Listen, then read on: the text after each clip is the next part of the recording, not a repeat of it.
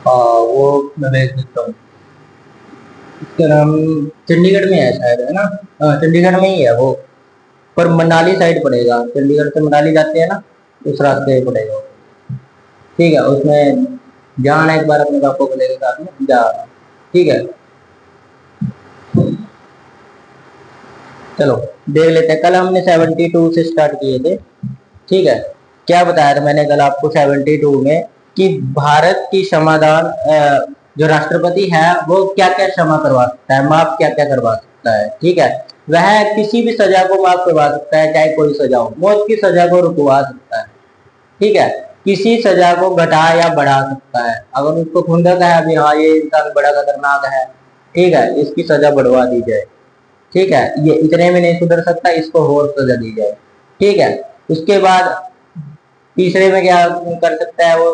तीसरी शक्ति उसकी ये है, किसी भी सजा को आसानी से माफ करवा सकता है। फांसी की सजा को, मौत की सजा को उम्र कैद में बदलवा सकता है। ठीक है, तो ये सब उसकी पावर्स होती है राष्ट्रपति की। ठीक है, और जो राष्ट्रपति होता है उससे ना पूछ कर प्रधानमंत्री इंडिया में काम करता है। जैसे किसी तरह की योजना लेके आनी है, जैसे ये सिलाई मशीन वगैरह ये सब चीजें मिलती है ना आप लोगों को, तो ये सब लाने के लिए वो पहले राष्ट्रपति से निर्णय लेता है भी इसका क्या होगा, कैसे होगा, कैसे नहीं होगा। ठीक है, और मैं ये बात लागू करने वाला हूँ, तो प्रधानमंत्री को भी राष्ट्रपति से पूछना पड़ता है, बताना पड़ता है उसको भी ये करने वाले हैं। और जितने भी काम इंडिया के अंदर होंगे सब राष्ट्रपति के नाम पर होंगे। ठीक है, जैसे कोई योजना लेके आनी है गरीबों के लिए, किसी के लिए, ठीक है, तो वो किसके नाम पर चलेंगे? राष्ट्रपति के नाम पर काम होंगे वो सारे। भी राष्ट्रपति ने आदेश दिया है, ये कहा है, वो कहा है। ठीक है, मानने के लिए आप प्रधानमंत्री को सबसे बड़ा पद मानते हो। प्रधानमंत्री सबसे बड़ा होता है, इंडिया का राजा। ठीक है, नहीं होता। सबसे ज्यादा जरूरी है राष्ट्रपति। ठीक है, क्योंकि राष्ट्रपति ही प्रधानमंत्री को चुनता है। तो ये सब होता है। अब आज के टाइम में अनपढ़ बैठे हैं जैसे हमारे तो सत्ता के अंदर पूरी, तो देश का बुरा हाल हुआ हुआ है। ठीक है, अगर थोड़े पढ़े लिखे लोग चले जाएं तो अच्छा हो जाएगा। पढ़े लिखे लोग चले गए तो अच्छी बात है, पढ़े लिखे लोगों के अंदर सोच होगी, समझदारी होगी। ठीक है, वो क्या करेंगे, इंडिया को फिर थोड़ा बहुत आप पर करेंगे, ज्यादा आप पर भी नहीं होगा वो। मैं कहता हूँ ज्यादा भी डेवलप नहीं हो पाएगा अपना इंडिया। वो कुछ मीडियम लेवल का तो करेंगे, कुछ ना कुछ तो करेंगे जो ऊपर सत्ता में चले गए। अब महिलाएं बहुत कम है हमारे इसमें नेताओं में। ठीक है ना, पदों पर काफी है, मंत्री मुख्यमंत्री कम ही है, ज्यादा नहीं है। तो लड़कियों को जाना चाहिए, लड़की जाती नहीं है, बहुत कम जाती है लड़के इस सलाई में। उनको क्या बनना है? डॉक्टर बनना है, किसी को आईपीएस, किसी को आईएएस। कोई मंत्री प्रधानमंत्री की बात ही नहीं करता। आज तक किसी को कहते सुना है लड़की को मैं प्रधानमंत्री बनूंगी, मुख्यमंत्री बनूंगी? कोई भी नहीं कहता। तो ये लड़के भी नहीं कहते, लड़के भी नहीं कहते बात तुम प्रधानमंत्री बनूंगा, ठीक है मैं सीएम बनूंगा, एमएलए बनूंगा, कोई नहीं कहता। कहते हैं गाँव का सरपंच का इलेक्शन लड़े। गाँव के सरपंच में क्या रखा हुआ? एमएलए का लड़ो, पावर तो आएगी। 4-5 बॉडी गार्ड ऐसे घूमेंगे पीछे, जब चलोगे गाँव में न निकल गए। तो वो सब चीजें जरूरी है। अब आईपीएस आईएएस में मानो पावर बड़ी है, ठीक है, लेकिन अगर प्रधानमंत्री बन गए तो अच्छी बात है। ठीक है, तो ये सब सोचना चाहिए। लोग कहते हैं मैं इंजीनियर बनूंगा, पायलट बनूंगा, ये बनूंगा, वो बनूंगा। कोई ये नहीं कहा तो सुना कभी तक, कभी भी मैं प्रधानमंत्री बनूंगा, सीएम।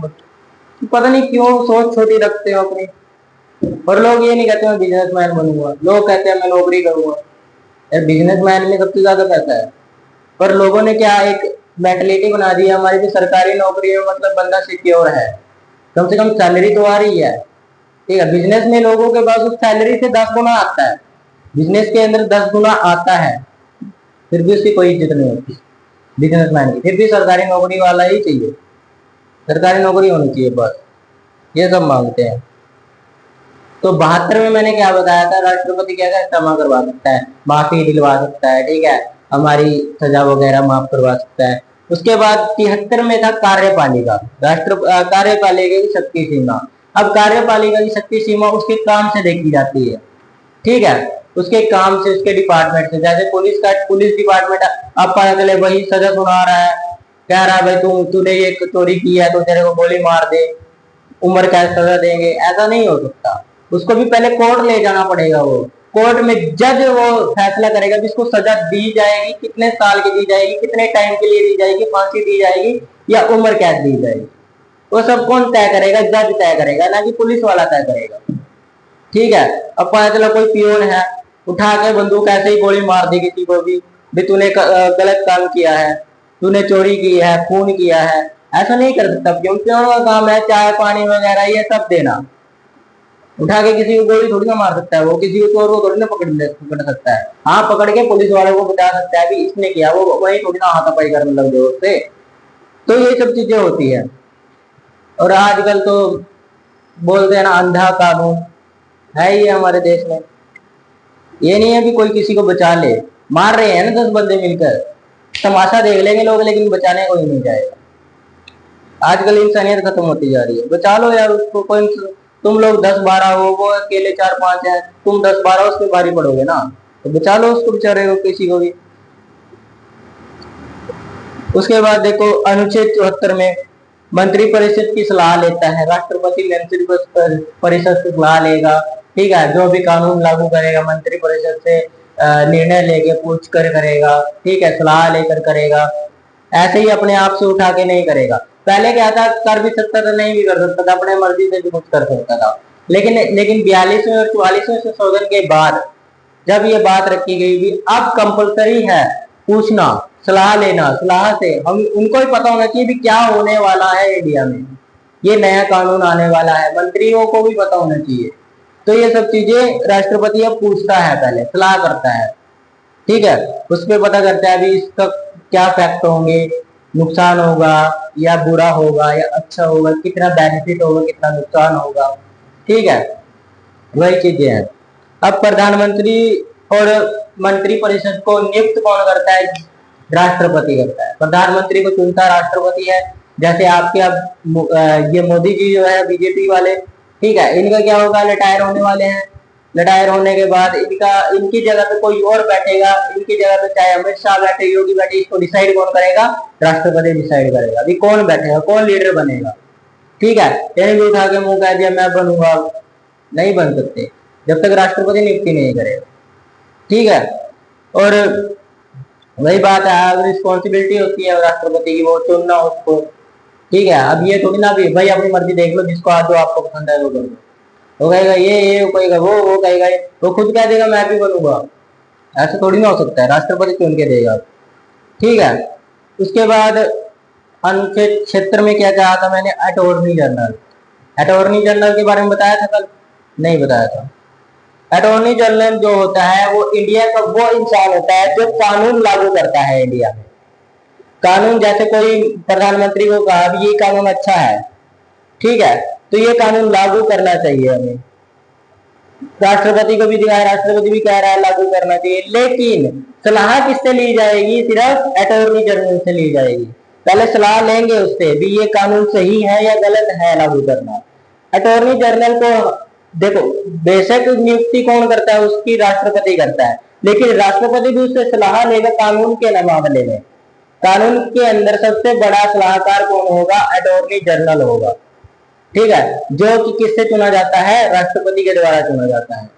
तो अनुच्छेद पॉलिटी कर रहे हैं, अनुच्छेद 76 में 76 में अटॉर्नी जनरल को कौन चुनेगा? Attorney general. अटॉर्नी जनरल को राष्ट्रपति चुनेगा।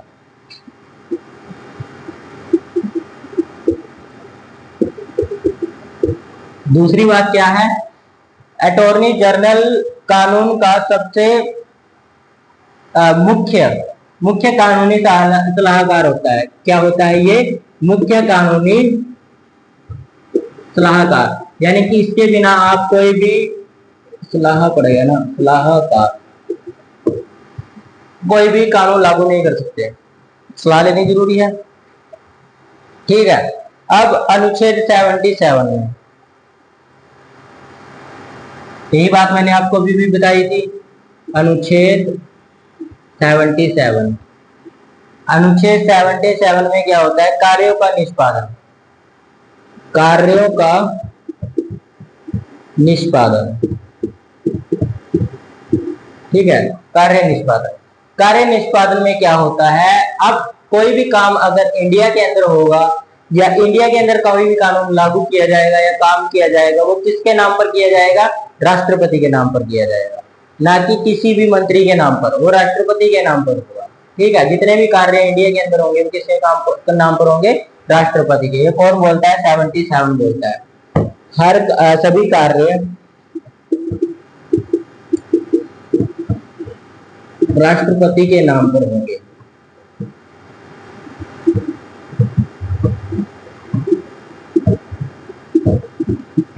ठीक है, राष्ट्रपति के नाम पर होंगे।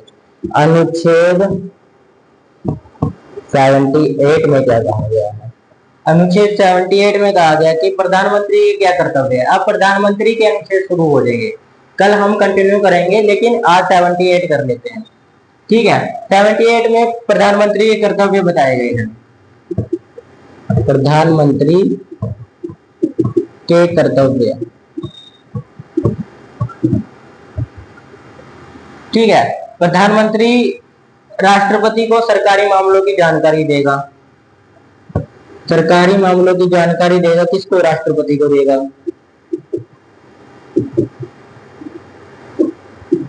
जैसे किसी भी डिपार्टमेंट में इतना करप्शन मिला है, ठीक है, ये हुआ है वो हुआ है, जैसे काला धन कहाँ गया, ये सब कौन,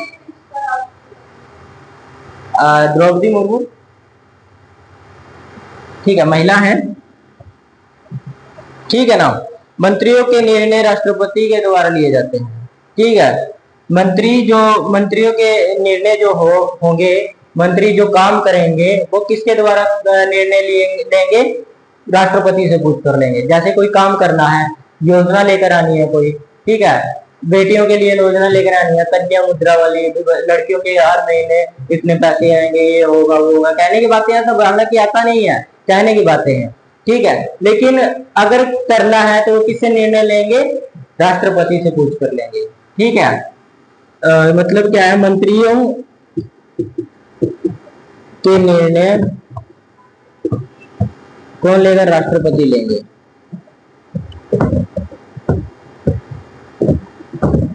कोई भी काम करना होगा वो राष्ट्रपति को करवाएंगे। ठीक है, और अगर राष्ट्रपति कोई जानकारी मांगे वो भी प्रधानमंत्री और मंत्रियों को देनी पड़ेगी।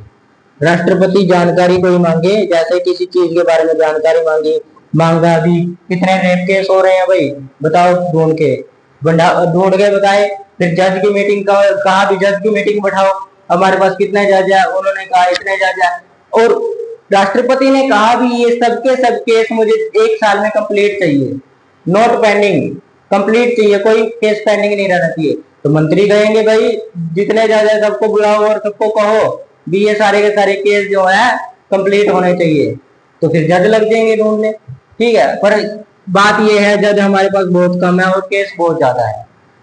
ठीक है, राष्ट्रपति कोई भी जानकारी मांगे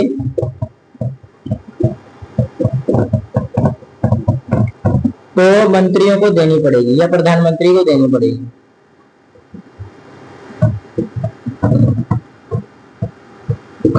ठीक है, प्रधानमंत्री जरूर देंगे, वो समझ आया था ना। अब राष्ट्रपति ज्यादा पावरफुल है। राष्ट्रपति हमारे देश की सुरक्षा का बीज कर्मचारी होता है, यानी कि उसके अंडर में सारी सुरक्षा आती है इंडिया की।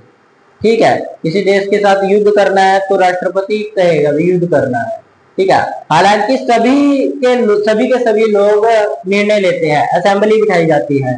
ठीक है, उसमें निर्णय लिया जाता है क्या होगा, क्या करना चाहिए, क्या नहीं करना चाहिए, सभी तरह के लोग आते हैं। एयरफोर्स से अलग आता है, एयरफोर्स का कमांडर आता है, बड़ा ऑफिसर। ठीक है, जनरल वगैरह आते हैं। ठीक है, आर्मी का अलग से आता है, नेवी के अलग से आते हैं, उसमें छोटे मोटे उनके ऑफिसर आते हैं। ठीक है, तो सब मिलकर जब निर्णय ले लेते हैं तब राष्ट्रपति कहता है कि देखी जाएगी, हमला कर दिया जाए। जैसे 1971 में, ठीक है, उड़ी अटैक, ये सब स्ट्राइक वगैरह, अभी ये ऑपरेशन सिंदूर, ये सब राष्ट्रपति और सभी प्रधानमंत्री सभी ने मिलकर एक तरह से निर्णय सलाह करके फिर ये एक्शन लिया था। ठीक है, लेकिन ये हमारे लिए बहुत बुरी बात है। ठीक है, अभी अमेरिका के बोलने से सीज फायर रोक दिया। ठीक है, हमने हमला रोक दिया, ऐसा नहीं होना चाहिए था। अगर अटल बिहारी वाजपेयी या इंदिरा गांधी होती अब तक पाकिस्तान हमारे हिस्से में आ गया होता, लेकिन ऐसा नहीं है। अब मोदी वगैरह में इतना दम नहीं है। ठीक है, उरी अटैक में था, उरी अटैक में जो हुआ, लेकिन अब नहीं रहा।